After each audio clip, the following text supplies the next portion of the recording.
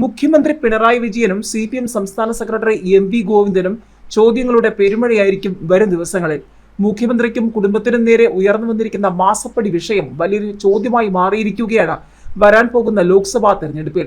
ഇതിനിടയിലാണ് CPMന് ചോദ്യം ഉയർത്തിക്കൊണ്ട് മാധ്യമങ്ങളും പ്രതിപക്ഷവും സോഷ്യൽ മീഡിയയും പല വിഷയങ്ങളും ഉയർത്തിക്കൊണ്ട് രംഗത്ത് വന്നിരിക്കുന്നത്.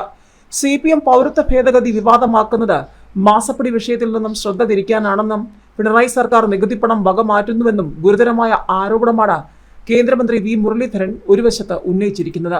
ഇതിനിടയിൽ ഇടതിന്റെ കരുതൽ, CITU തൊഴിലാളി സംഗമത്തിന് കൂട്ടവധി, ചോദ്യം ചെയ്ത KSEB ഉദ്യോഗസ്ഥന് നേതാക്കളുടെ ക്രൂരമർദ്ദനം എന്ന വാർത്തയും മാധ്യമങ്ങൾ ചർച്ചയാക്കിയിട്ടുണ്ട്. അവിടം കൊണ്ടും തീർന്നില്ല.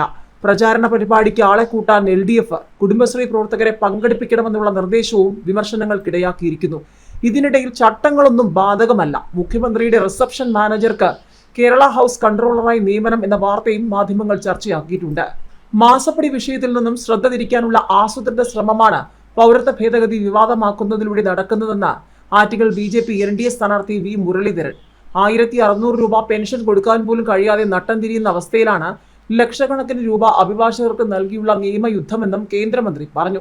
നികുതി പണം ഇടതുമുന്നണിയുടെ രാഷ്ട്രീയ തെരഞ്ഞെടുപ്പ് പ്രചാരണത്തിന് വേണ്ടി ഉപയോഗിക്കുന്നത് ജനങ്ങൾ തിരിച്ചറിയുമെന്നും മുരളീധരൻ പറഞ്ഞു.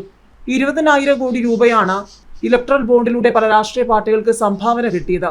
BJPക്ക് കിട്ടിയത് 6,000 കോടിയാണ്. പ്രതിപക്ഷത്തിന് കിട്ടിയത് 14,000 കോടിയും. എന്ത് ആനുകൂല്യം കിട്ടിയതിന്റെ പേരിലാണ് ഈ 14,000 കോടി രൂപ കോർപ്പറേറ്റുകൾ പ്രതിപക്ഷത്തിന് സംഭാവന നൽകിയത് എന്നതാണ് ചോദ്യമെന്നും V മുരളീധരൻ കൂട്ടിച്ചേർത്തു. ഇതിനിടെ ഉദ്യോഗസ്ഥർ കൂട്ടവധിയെടുത്ത് CITUവിന്റെ തൊഴിലാളി സംഗമത്തിന് പോയത് ചോദ്യം ചെയ്ത KSEB എഞ്ചിനീയർക്ക് മർദ്ദനമെന്ന വാർത്തയും കേരളം ചർച്ചയാക്കുകയാണ്. ആലപ്പുഴ SL പുരത്തെ സബ് ഡിവിഷൻ ഓഫീസിലാണ് സംഭവം. ചേർത്തലയിൽ നടന്ന KSEB വർക്കേഴ്സ് അസോസിയേഷൻ പരിപാടിയിൽ പങ്കെടുക്കാൻ കലവൂർ സെക്ഷനിൽ 17 ജീവനക്കാരാണ് കൂട്ടവധിയെടുത്തത്. 4 പേരെങ്കിലും ഓഫീസിൽ ഇരുന്നിട്ട് ബാക്കിയുള്ളവർ പോയാൽ മതിയെന്നും ഇല്ലെങ്കിൽ അത് ജനങ്ങൾക്ക് ബുദ്ധിമുട്ടാകുമെന്നും പറഞ്ഞതാണ് സംഘടനാ നേതാക്കളെ ചൊടിപ്പിച്ചത്. വാക്കുതർക്കത്തിന് പിന്നാലെ assistant executive engineer K Rajesh മോനെ നേതാക്കൾ വളഞ്ഞിട്ട് തല്ലുകയായിരുന്നു എന്നാണ് ആരോപണം. പരിപാടിക്ക് ശേഷം മടങ്ങിയെത്തിയവരാണ് മർദ്ദിച്ചത്. മാരാരിക്കുളം പോലീസ് സ്ഥലത്തെത്തി സംഘടനാ നേതാക്കളെ മർദ്ദിച്ചെന്ന് കാട്ടി രാജേഷ് മോനെതിരെയും ജീവനക്കാർ പരാതി നൽകിയിട്ടുണ്ട്. അവധി അനുവദിച്ചില്ലെന്നും ഭീഷണിപ്പെടുത്തിയെന്നും നേതാക്കൾ പരാതി പറഞ്ഞു.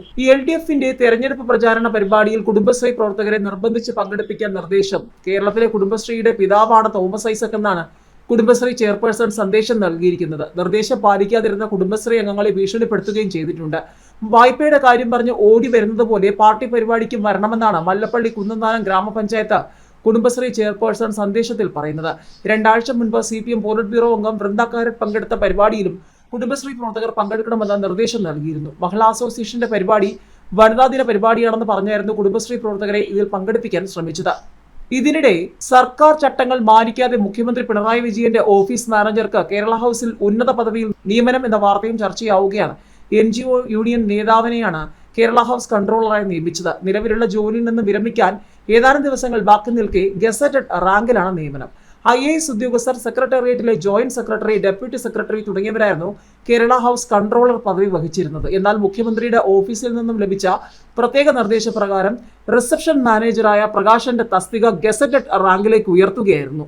Senior grade assistant, assistant section officer, under secretary, higher grade, deputy secretary എന്നീ തസ്തികകളിൽ ഇരുന്ന വ്യക്തികളായിരിക്കും കേരള ഹൗസ് കൺട്രോളർ എന്ന പദവിയിലെത്തുന്നത്. എന്നാൽ ഈ തസ്തികകളൊക്കെ മറികടന്നാണ് പിണറായി വിജയന്റെ വിശ്വസ്തന്റെ നിയമനം സാധ്യമാക്കിയിരിക്കുന്നത് എന്നാണ് ആക്ഷേപം.